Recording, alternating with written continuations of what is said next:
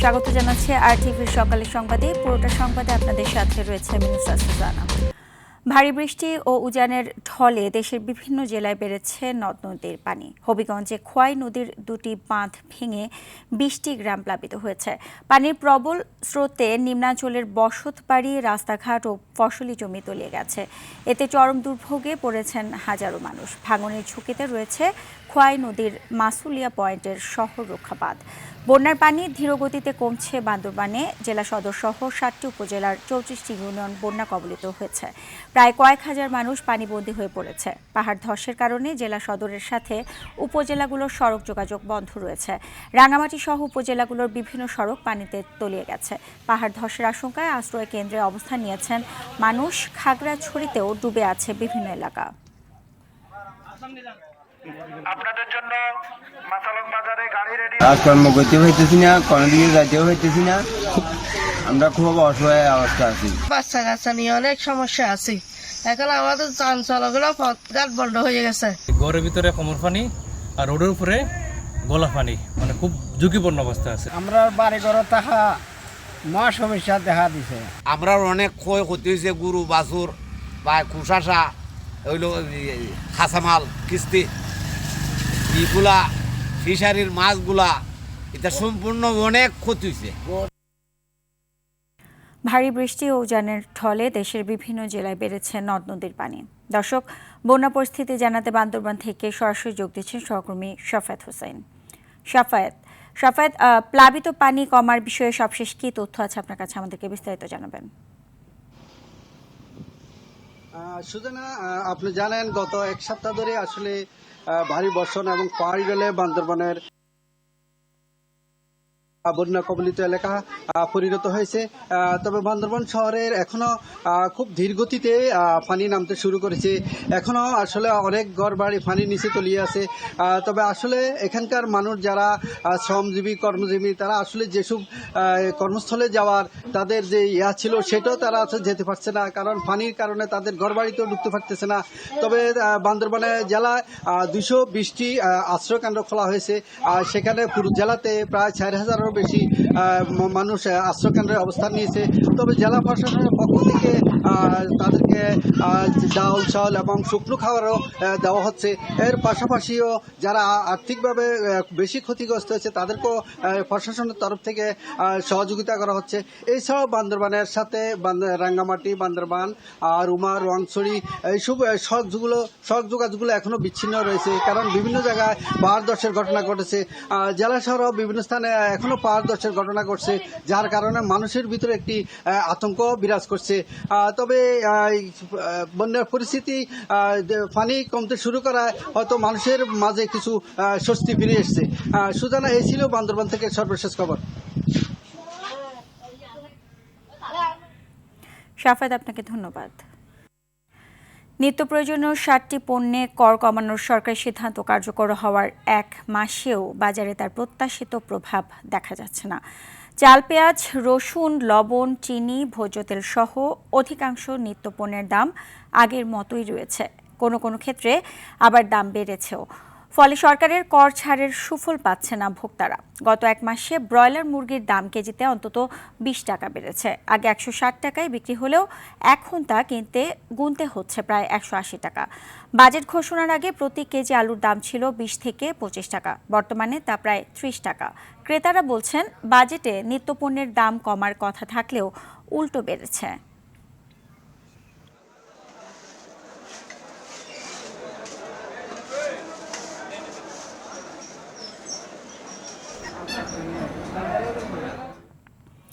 দর্শক, এই মুহূর্তে কারণ বাজারে রয়েছে সহকর্মী বিপুল দেবরায়, সরাসরি যুক্ত হচ্ছে সেখানে।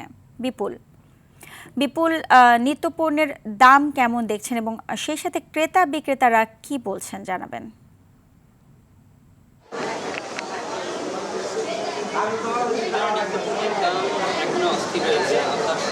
এই যে বাজেটটা পাশ হলো এবং এই বাজেটে প্রায় ৬০টি নিত্যপণ্যের যে ট্যাক্স কমানো হয়েছে, বিশেষ করে যে লবণ, চিনি, আলু হতে পেঁয়াজ রসুন হতে শুরু করে অনেকগুলো পণ্য রয়েছে, সেই পণ্যগুলোর ট্যাক্স কমানো হয়েছে। সে বিশেষ করে আগে যেখানে 5%, 2% এবং 1% ছিল, সেখান থেকে 0.5% ট্যাক্স আনা হয়েছে। তবে সেটি বাজারে এখনো কোনো প্রভাব পড়তে দেখা যায়নি, অর্থাৎ প্রতিটি জিনিসপত্রের দাম, অধিকাংশ জিনিসপত্রের দাম আগের দরে বিক্রি হচ্ছে এবং কিছু কিছু জিনিসের দাম অধিকাংশ হারে বেড়ে গেছে। বিশেষ করে আমি যে এখন চালের যে বাজারটাতে রয়েছি এবং সেই চালের বাজারে ইতিমধ্যে বিশেষ করে মিনিকেট এবং যে চালটা রয়েছে সেটির দাম হয়তো স্বাভাবিক রয়েছে এবং 28 চালটির দাম স্বাভাবিক রয়েছে, অর্থাৎ 52 টাকা করে বিক্রি হচ্ছে এবং মিনিকেট 70 থেকে 72 টাকা করে বিক্রি হচ্ছে। তবে পোলার যে চালটি সেটি অস্বাভাবিক আরে দাম বেড়েছে। কেজিতে প্রতিটি চালের দাম প্রায় 70 থেকে 80 টাকার উপর বেড়ে গেছে, অর্থাৎ যে পোলার চাল কেজিতে 120 টাকা বিক্রি হতো সেই পোলাও চাল এখন বিক্রি হচ্ছে 190 থেকে 200 টাকা করে। এবং এখানকার বিক্রেতারা বলছেন যে এই ধরনের অস্বাভাবিক যে দাম বৃদ্ধি, এটির জন্য কিন্তু সরকার অর্থাৎ বাইরের দেশে এক্সপোর্ট খুলে দেওয়ার কারণে এই দামটি কিন্তু বৃদ্ধি পেয়েছে বলে তারা বলছেন। এবং সেই সাথে আপনাকে জানিয়ে দিতে চাই, সেটি হচ্ছে অন্য যে বাজারগুলো রয়েছে, বিশেষ করে মাছ মাংসের যে বাজার, সেখানে ব্রয়লার মুরগি গত এক সপ্তাহ যে দরে বিক্রি হয়েছিল অর্থাৎ বাড়তি দরে, সেই বাড়তি দরটি এখনো রয়েছে, অর্থাৎ 180 থেকে 190 টাকা আকারে বিক্রি হচ্ছে এবং দেশি মুরগি আমরা দেখতে পেয়েছি 320 থেকে 330 টাকা পর্যন্ত বিক্রি হচ্ছে। অর্থাৎ মুরগির বাজারও কিন্তু অন্যান্য সময়ের থেকে 10 থেকে 20 টাকা বাড়তি রয়েছে এবং সেই সাথে আমরা দেখতে পাচ্ছি অন্যান্য মাছের বাজারের ক্ষেত্রেও কেজিতে, বিশেষ করে দেশীয় মাছগুলো, সেখানেও প্রায় 20 থেকে 50 টাকা করে দাম বৃদ্ধি পেয়েছে। এবং সেই সাথে আপনাকে আরেকটি বিষয় জানিতে চাই, সেটি হচ্ছে কাঁচা বাজারের যে পরিস্থিতি এবং সেই কাঁচা বাজারের যে পরিস্থিতি আমরা দেখতে পেয়েছি, সেখানে বিশেষ করে বৃষ্টির কারণে অধিকাংশ জায়গায় বন্যা এবং বৃষ্টি হওয়ার কারণে অর্থাৎ কাঁচা বাজারের সবজির সরবরাহ কিছুটা ঘাটতি রয়েছে, সেই কারণে দামটা বৃদ্ধি পেয়েছে বলে বিক্রেতারা দাবি করছেন। তবে আমরা ক্রেতাদের সাথে কথা বলার সুযোগ হয়েছে এবং তারা আমাদেরকে জানিয়েছেন যে আসলে বাজারে সরবরাহ থাকলেও এবং সরকারের পক্ষ থেকে ট্যাক্স কমানো হলেও নিত্যপণ্যের যে দামের যে পরিবর্তন আসার কথা সেটি এখনো হয়নি। এর কারণ হিসেবে তারা বলছেন বাজার মনিটরিং এর অব্যবস্থাপনা, সরকারের পক্ষ থেকে এখনো পর্যন্ত কোনো বাজার মনিটরিং না রাখার কারণে এমন পরিস্থিতি সৃষ্টি হয়েছে বলে তারা দাবি করছেন। তো এই ছিল আমার কাছে সর্বশেষ তথ্য। জি, আপনাকে ধন্যবাদ। রাজধানীতে বেড়েছে পথ কুকুরের সংখ্যা, প্রায়ই এগুলোর আক্রমণের শিকার হচ্ছেন পথচারীরা। সংক্রামক ব্যাধি হাসপাতালে প্রতিদিন ভ্যাকসিন নিতে আসছেন অন্তত 100 জন। প্রাণী বিশেষজ্ঞরা বলছেন সুষ্ঠু পরিকল্পনার মাধ্যমে ক্ষতি ছাড়াই প্রাণী ও মানুষের সহাবস্থান সম্ভব। সাদিয়া নিজে 2 পর্বের প্রতিবেদনের আজ থাকছে প্রথম পর্ব। পথচারীদের কুকুর আক্রমণের শিকার হওয়ার এসব ভিডিও মাঝে মাঝে সামাজিক যোগাযোগ মাধ্যমে ভাইরাল হচ্ছে। তবে এআই যুগে সত্য মিথ্যা যাচাইয়ের সুযোগ সবসময় সাধারণ মানুষের হয় না। রাজধানীর সংক্রামক ব্যাধি হাসপাতালে তার প্রমাণ মিলল ঠিকই। কুকুরের কামড়ে পায়ে গভীর ক্ষত নিয়ে চিকিৎসকের শরণাপন্ন হন উত্তর বাড্ডার এই ব্যক্তি। নগরে কুকুরের উপদ্রব বাড়ার কথা জানালেন আরো অনেকে। কুকুরটা মনে করেন যে প্রায় 5 হাত ছুঁয়ে পড়ছি, পরে পিস্তনে এই জায়গাটা কামড় দিয়ে আমার অতিরিক্ত পরিমাণে কুকুরের উপদ্রব বেড়ে গেছে, যার যে জন্য মানুষের রাস্তায় হাঁটতে পারছে না। এমনকি পাশাপাশি কিছু কিছু কুকুররা আছে যে মানুষকে দেখলে শুধু শুধু কামড়ে বসার মতো অবস্থা করে। একটা কুকুরকে যখন আমি ঢেল মারবো, সে তো অবশ্যই আমার কামড় দিবে, আর আমি যদি তার সাথে খারাপ ব্যবহার করি, সে তো আমার সাথে খারাপ ব্যবহার করবে। রাস্তায় এমন দলবদ্ধ কুকুরের বিচরণও কম নয়। অনেক সময়ই এগুলো তাড়া করে পথচারীদের। প্রতিরোধ করলে ঘটে দুর্ঘটনাও। কুকুরগুলো আছে সরকার ভ্যাকসিন দিলে তাহলে ওরা কামড় দিলে মানুষের বেশি ধরবে না। আগে দিচ্ছি, কিন্তু ইদানিং অনেক বছর থেকে বন্ধ। কুকুরের শরীরে বডিতে একটু ভাইরাসের মতো হয়, যখন ওইটা হয় তো কুকুরগুলো একটু মানে অ্যাগ্রেসিভ হয়ে যায়। তো ওরা মনে করেন লোকাল যে মানুষগুলো থাকে ব্যাগ বা হাতে কোনো কিছু দেখলে ওরা একটু অ্যাগ্রেসিভ অ্যাটাক করে আর কি। এখন এগুলো যদি আপনার প্রপার ভ্যাকসিনেশন দেওয়া থাকতো তাহলে ওই যে অ্যাটাক করলেও মানুষের প্রবলেম হতো না। কিছু কিছু কুকুরে দেখা গেছে কি শরীরে পোকামাকড় হয়, এই জন্য দেখা গেছে অনেকে দুর্গন্ধ ছড়ায়, মানুষের অনেক প্রবলেম হয়। কুকুর কামড়ালে আতঙ্কিত না হয়ে দ্রুত চিকিৎসা নেওয়ার পরামর্শ ডাক্তারদের। কামড়ানোর সাথে সাথে জায়গাটা যে ক্ষতস্থান এটা পরিষ্কার পানি, সাবান পানি দিয়ে কমপক্ষে আধা ঘন্টা ভালো করে ধৌত করতে হবে। এটা নিয়ে কোনো ধরনের করা যাবে না, তাহলে ভাইরাসের সাথে সাথে মরে যায়। এতে ভাইরাসের সম্ভাবনা 90% কমে যায়। বাকিটা হচ্ছে তারপরে যদি তার কাছে মনে হয় যে অ্যানিম্যালটাকে আমি খেয়াল করতে পারছি না, অ্যানিম্যালটা অস্বাভাবিক, তাহলে ভ্যাকসিন নিয়ে নেবে। পরিবেশের ভারসাম্য রক্ষায় কুকুরেরও প্রয়োজনীয়তা আছে বলে জানালেন বাংলাদেশ অ্যানিম্যাল ওয়েলফেয়ার অ্যাসোসিয়েশনের প্রতিষ্ঠাতা আদনান আজাদ। মানুষকেও কিছুটা সহমর্মী হওয়ার পরামর্শ তার। আমরা যে ডাস্টবিনে যেই জিনিসপত্র ফেলি, মুরগির নাড়ি ভুড়ি, আমরা মাছ খেলে মাছের নাড়ি ভুড়ি তো ডাস্টবিনে ফেলি, এগুলো ডাস্টবিনে 1-2 দিন 3 দিনে এগুলো পচে যায়। পচে গিয়ে এখান থেকে রোগ জীবাণু তৈরি হয়। ওই ডাস্টবিনের আশেপাশে যখন সাধারণ মানুষ হেঁটে যাবে তখন এই রোগবালাই তাদের শরীরে চলে আসে। এই কুকুর বিড়ালগুলো যেগুলো পথ কুকুর বিড়াল, তারা কিন্তু এই পচনশীল জিনিসগুলো খেয়ে আমাদেরকে রোগ থেকে কিন্তু বাঁচাচ্ছে। খাবারের চাহিদা মেটালে আর উত্তক্ত না করলে অবুঝ প্রভুভক্ত প্রাণীগুলোও হয়ে ওঠে মানুষের উপকারী বন্ধু। সাদিয়া কানিজ, RTV, ঢাকা। একটি উড়াল সড়ক না থাকায় চরম ভোগান্তিতে পড়েছেন বগুড়ার শেরপুর উপজেলার অন্তত 3 লাখ মানুষ। উপজেলা শহরের কেন্দ্র দিয়ে বয়ে গেছে 4 লেনের ঢাকা বগুড়া মহাসড়ক। এতে পূর্ব ও পশ্চিম 2 অংশে বিভক্ত হয়ে পড়েছে গোটা শহর। দৈনন্দিন কাজে ভোগান্তি পোহাতে হচ্ছে একই শহরের 2 অংশের মানুষকে। মহাসড়ক পার হতে গিয়ে প্রায় ঘটছে ভয়াবহ দুর্ঘটনা। বগুড়ার শেরপুর প্রতিনিধি জিন্নাহ খানের পাঠানো তথ্যচিত্রে বিস্তারিত জানাচ্ছেন সাকিব আল হাসান। বগুড়ার শেরপুর শহরকে পূর্ব ও পশ্চিম 2 ভাগে ভাগ করে শহরের প্রাণ কেন্দ্রতে বয়ে গেছে 4 লেনের ঢাকা বগুড়া এই মহাসড়ক। এতে 2 পাড়ের মানুষের দৈনন্দিন কাজে দেখা দিয়েছে চরম ভোগান্তি। শহরের পূর্ব দিকে আছে হাটবাজার, বহুতল মার্কেট, ব্যাংক, ভূমি অফিস, পৌরসভা, থানা ও পোস্ট অফিস। অপরদিকে পশ্চিম অংশে উপজেলা পরিষদ, স্বাস্থ্য কমপ্লেক্স, ফায়ার সার্ভিস সহ বিভিন্ন গুরুত্বপূর্ণ প্রতিষ্ঠান। মহাসড়কটি 4 লেনে উন্নীত করার সময় শহরের 2টি অংশকে যুক্ত করতে একটি উড়াল সড়ক নির্মাণের কথা থাকলেও তা করা হয়নি। এতে সামান্য কাজেও কয়েক কিলোমিটার পথ ঘুরে যেতে হচ্ছে স্থানীয়দের। ঝুঁকি নিয়ে অনেকে পার হচ্ছেন মহাসড়ক। ঘটছে প্রাণহানির মতো ঘটনা। 2 ভাগে বিভক্ত করে দিচ্ছে। আমরা যদি পশ্চিম পাশে তখন পূর্ব পাশে আসি এবং পূর্ব পাশে তখন পশ্চিম পাশে যেতে চাই, আমাদের খুবই কষ্ট হয়। কোনো এই পারে ওই পারের গাড়ি পার হওয়ার মতো কোনো পরিস্থিতি নাই। এখান থেকে বটতলা থেকে শুরু করে আমরা ময়পুর পর্যন্ত এখানে অতিরিক্ত দুর্ঘটনা ঘটে। একটি উড়াল সড়ক নির্মাণের আশ্বাস উপজেলা নির্বাহী কর্মকর্তার।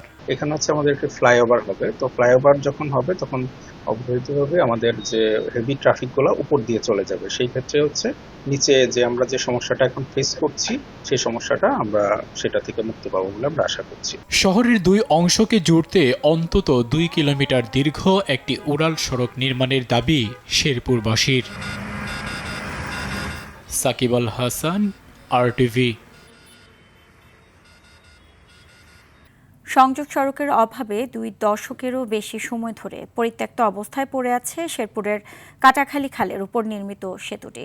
2003 সালে LGED নির্মিত সেতুটির সংযোগ সড়কের দাবিতে এলাকাবাসী বারবার আবেদন করেও পায়নি কোনো প্রতিকার। তবে LGED বলছে সেতুটির উচ্চতা বেশি হওয়ায় অ্যাপ্রোচ সড়ক নির্মাণ করা যায়নি। শেরপুর সংবাদদাতার পাঠানো তথ্যচিত্রে আরও জানাচ্ছেন আবরার মাহি। প্রায় 1.5 কোটি টাকা ব্যয়ে 2003 সালে LGED নির্মিত এই ব্রিজটি এখন স্থানীয় বাসিন্দাদের জন্য চরম ভোগান্তির কারণ হয়ে দাঁড়িয়েছে। ব্রিজটি নির্মাণের পর থেকেই দুপাশের সংযোগ সড়ক স্থাপন করা হয়নি। পরবর্তীতে বিভিন্ন সময়ে বন্যা ও খালের তীব্র স্রোতে ব্রিজের গোড়ার মাটি পুরোপুরি ধসে যায়। ফলে প্রতিদিনই ঝুঁকি নিয়ে এই সেতু পাড়ি দিয়ে যাতায়াত করতে হচ্ছে স্কুল কলেজের শিক্ষার্থী সহ হাজারো মানুষকে। স্থানীয় ইউপি চেয়ারম্যান ও বাসিন্দারা জানান, কর্তৃপক্ষের বক্তব্য ও বাস্তবায়নের আশ্বাস থাকলেও এটি আলোর মুখ দেখেনি। ব্রিজটা 2 পাশে এমন করেন যে গাড়ি ঘোড়া উঠতে পারে না, আর ব্রিজটা এমন করেন উঁচু। গরু বাছুর আবার গেল, গরু বাছুরে কাইতে পড়ে যায়। আমাদের অনেক সমস্যা এই ব্রিজের 2 মাথাটা লিয়া। মানুষ চলতে পারে না, পোলাপান স্কুলে যেতে পারে না, অনেক জাতি কষ্ট আমাদের। এই ব্রিজে উড়া দোলানে গাড়ি উল্টে পড়ে জায়গা, এরপরে মানুষজন চলাফেরা করতে পারে না, রোগী নিয়ে যেতে পারে না। দ্রুত সংযোগ সড়ক ও গাইড ওয়াল নির্মাণের মাধ্যমে জনদুর্ভোগ দূর করার দাবি এ জনপ্রতিনিধির। ব্রিজটা সংরক্ষণ, পাশাপাশি লোকজনের যাতায়াতে যাতে যানবাহন চলাচল করতে পারে, এর জন্য যা কিছু করার প্রয়োজন বরাদ্দ দিয়ে এটা অতি দ্রুত সময়ের মধ্যে এই সমস্যাটা সমাধান করবেন। সেতুটির উচ্চতা বেশি হওয়ায় অ্যাপ্রোচ সড়ক নির্মাণ করা যায়নি বলে জানায় এলজিইডি। তবে অ্যাপ্রোচবিহীন প্রকল্পের মাধ্যমে এটির সংযোগ সড়ক নির্মাণের প্রকল্পে অন্তর্ভুক্ত করা হয়েছে বলে জানান এলজিইডির এই নির্বাহী প্রকৌশলী। এটার অ্যাপ্রোচ নতুন ডিজাইনে করা লাগবে। আমরা ডিজাইন ইউনিটের পরামর্শ নিয়ে অ্যাপ্রোচবিহীন যে প্রকল্প তৈরি হইতেছে সেই প্রকল্পে অন্তর্ভুক্ত করব এবং করেছি।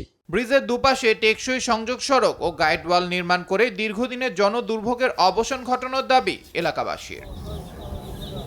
আবরার মাহি, RTV।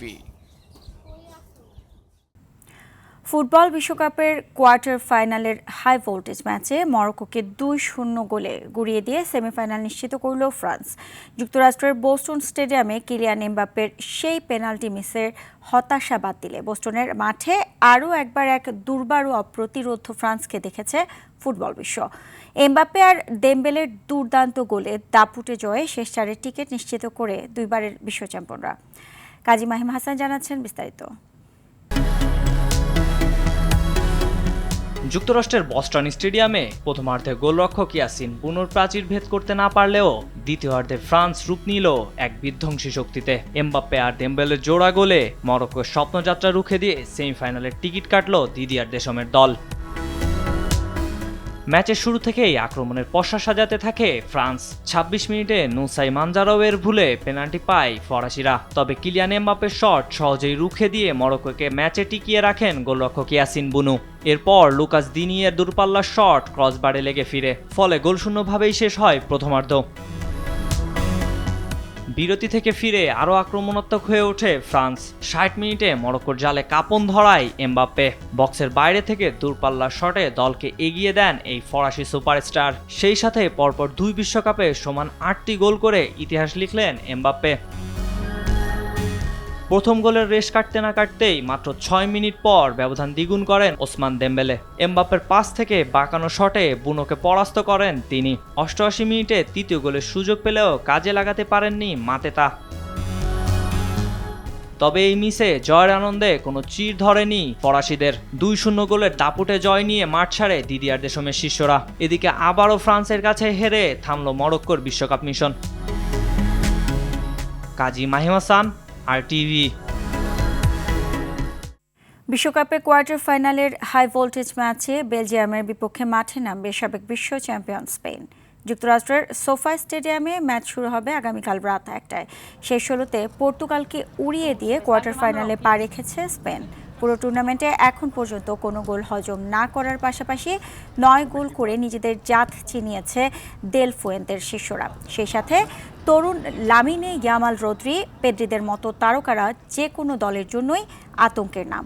এদিকে স্বাগতিক যুক্তরাষ্ট্রকে ৪-১ গোলে ঘুরিয়ে দিয়ে কোয়ার্টার ফাইনালের টিকিট কেটেছে বেলজিয়াম। কেভিন ডি ব্রুইনা, কেটেলের রোমেলু লুকাকুদের নিয়ে পরিণত ও ভারসাম্যপূর্ণ ফুটবল খেলে প্রতিপক্ষকে চমক দেখাতে মুখে আছে রুডি গার্সিয়ার শিষ্যরা। তবে ইনজুরির কারণে মিডফিল্ডার আমাদু ওনানার ছিটকে যাওয়া বেলজিয়ানদের জন্য বড় ধাক্কা।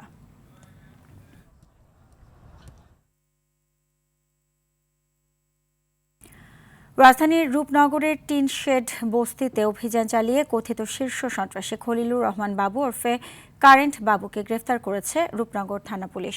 তার বিরুদ্ধে হত্যা, মাদকসহ মোট ৫টি মামলা রয়েছে। অভিযানের সময় তার কাছ থেকে ইয়াবা উদ্ধার করা হয়। রূপনগর থানার অফিসার ইনচার্জ নোমান হোসেন জানান, তাকে আদালতে পাঠানোর প্রস্তুতি চলছে। এ ঘটনায় পরবর্তী আইনগত কার্যক্রম অব্যাহত রয়েছে।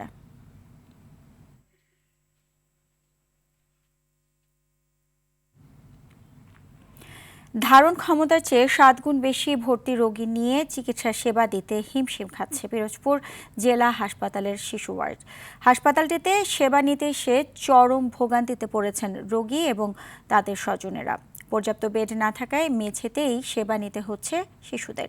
দ্রুত নির্মাণাধীন হাসপাতালটি চালু হলে দুর্ভোগ কমবে বলে জানান ভুক্তভোগীরা। পিরোজপুর থেকে শেখ রিয়াজ আহমেদ নাহিদের পাঠানো তথ্যচিত্রে আরও জানাচ্ছেন আব্দুল হামিদ। পিরোজপুর জেলার ১২ লাখ মানুষের চিকিৎসা সেবা দিয়ে থাকে ১০০ শয্যা বিশিষ্ট পিরোজপুর জেলা হাসপাতাল। শিশু ওয়ার্ডে ১৪টি বেড থাকলেও হাম, ডায়রিয়া, নিউমোনিয়া এবং জ্বরে আক্রান্ত হয়ে ভর্তি রয়েছেন ১০৫ জন রোগী। পর্যাপ্ত বেড না থাকায় ভোগান্তিতে পড়েছে সেবা প্রত্যাশীরা। অনেকেই হাসপাতালের ওয়ার্ডের মেঝেতে বারান্দার ফ্লোরে চিকিৎসা নিচ্ছেন। এতে আরো অসুস্থ হয়ে যাচ্ছে রোগীরা। বেড নাই, যে বেড আছে তাতে অনেক রোগী বাচ্চা কাচ্চা নিয়ে, আমরা নিচে বেড পাইছি, নিচেই থাকি বাচ্চা নিয়ে। জায়গা খাবারও যেরকম শর্ট, আবার বেডও সেরকমের শর্ট নাই, তাহলে বাচ্চা অনেক অসুস্থ। বহে সমস্যা, শ্বাসের দোষ, খুব কষ্টে বুঝে আসছি এখানে, বাইরে থাকি বারান্দে, কিন্তু সিট পাইতেছি না। চতুর্পাশে রোগী থাকার কারণে আর যারা আসছে তারা আরো অসুস্থ হয়ে পড়তেছে। এই মুহূর্তে অনেক বেডের প্রয়োজন। এই মুহূর্তে যদি আমাদের নতুন হসপিটাল চালু হয় তাহলে আমাদের জন্য খুব ভালো হয়। নতুন যে হসপিটালটা হয়েছে, ওইটা হসপিটালটা যদি উদ্বোধন হইতো আমাদের এই রোগীর এত কষ্ট হইতো না। বেড সংখ্যার পাশাপাশি চিকিৎসকেরও সংকট রয়েছে হাসপাতালে। ধারণ ক্ষমতার অতিরিক্ত রোগী আসায় সেবা দিতে হিমশিম খাচ্ছেন হাসপাতালের স্বাস্থ্যকর্মীরাও। আমাদের আসলে বেডের তুলনায় রোগীর সংখ্যা খুবই বেশি, যেটা আর আমাদের স্টাফের সংখ্যা একটু অপ্রতুল হয়ে যাচ্ছে। তারপর আমরা চেষ্টা করতেছি মানসম্মত সেবা দেওয়ার জন্য। বর্তমানে আমাদের হাসপাতালে গাইনি ওয়ার্ড, তারপর মহিলা ওয়ার্ড, পুরুষ ওয়ার্ড, মেডিসিন ওয়ার্ড, শিশু ওয়ার্ড মিলে যে সমস্ত বেড সংখ্যা, টোটাল হচ্ছে 100 বেডের হাসপাতাল, সেই তুলনায় আমাদের প্রায় 2 থেকে 3 গুণ রোগী, এবং বেড অনুযায়ী রোগীর সংখ্যা বেশি, কিন্তু সেই অনুযায়ী আমাদের ডাক্তারদের সংখ্যাও কম। একাধিকবার সংবাদ প্রকাশ করলেও উদ্বোধন হয়নি হাসপাতালের নবনির্মিত 250 শয্যার ভবন। দ্রুত নতুন ভবনে সেবা চালু করে সংকট নিরসনের দাবি ভুক্তভোগীদের। আব্দুল হামিদ, RTV।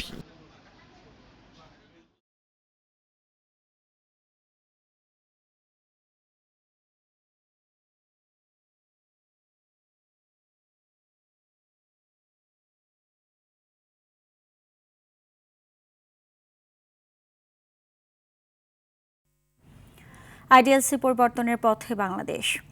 জুনের প্রথম 28 দিনে দেশে রেমিটেন্স এসেছে 258 কোটি 60 লাখ মার্কিন ডলার, যা গত বছরের তুলনায় প্রায় 4 কোটি ডলার বেশি। বাংলাদেশ ব্যাংকের মুখপাত্র আরিফ হোসেন খান বিষয়টি নিশ্চিত করেন। তিনি বলেন, গত বছর একই সময় যার পরিমাণ ছিল 254 কোটি ডলার, সব মিলিয়ে চলতি অর্থ বছরের 28 জুন দেশে রেমিটেন্স এসেছে 3,534 কোটি 30 লাখ ডলার। এই হিসেবে বছরের ব্যবধানে দেশে রেমিটেন্সের প্রবাহ বেড়েছে 17.60%। এর আগে গত মে মাসে দেশে মোট 342 কোটি 50 লাখ 30 হাজার মার্কিন ডলার রেমিটেন্স আসে, যা দেশের ইতিহাসে এক মাসে দ্বিতীয় সর্বোচ্চ প্রবাসী আয়।